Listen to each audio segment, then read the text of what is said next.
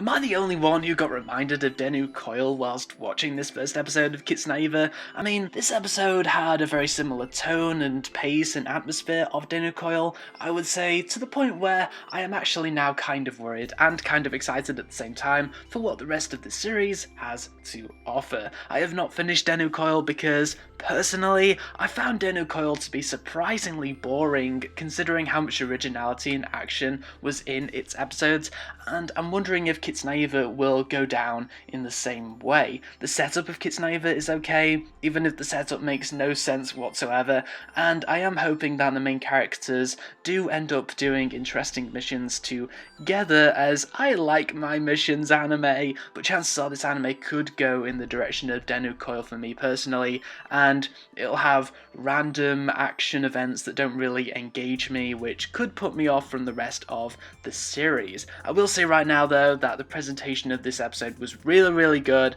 It had good animation, good framing, good colours, good voice acting. It has the works in the presentation department. It's the story and the setup that's making me uneasy, guys. So in episode 1 of Kiznaiver, the main character sees a girl seemingly commit suicide, then 12 years later he's this depressed and emotionless guy who gets beaten up all the time. The main character doesn't feel much pain or fear, so there's not really that much of a reason to feel for the main character if he feels virtually nothing. And he doesn't seem to be much of a badass either, so he's even less engaging for me. He can't feel pain, and he can't stand up for himself.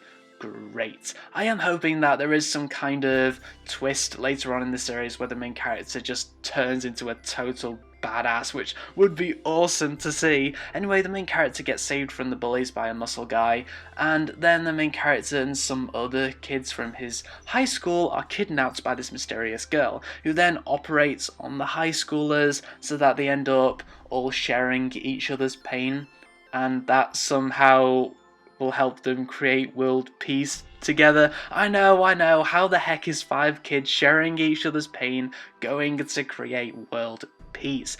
What are the 5 kids going to do now to achieve that goal? If they went on missions together to wipe out the bad guys, why would they even be willing to do that? Because if one gets badly hurt, in theory they'll all get badly hurt. It's kind of an unproductive setup, albeit an original setup, but maybe I'll be proved wrong in the end, and it turns out that it's actually quite handy for the main characters to share each other's pain somehow. So yeah, this was an okay first episode, and Studio Trigger clearly put lots of effort into the animation department, and there weren't really any screenwriting issues as far as I can see, but I can't help but feel unsure about the overall setup. I felt unsure when I first read the synopsis of this anime, and I feel just as unsure now. I suppose it all depends on how the kids use their shared pain powers, but that sharing doesn't leave all that much to the imagination. Goodness knows what the execution will be like for the setup, but considering how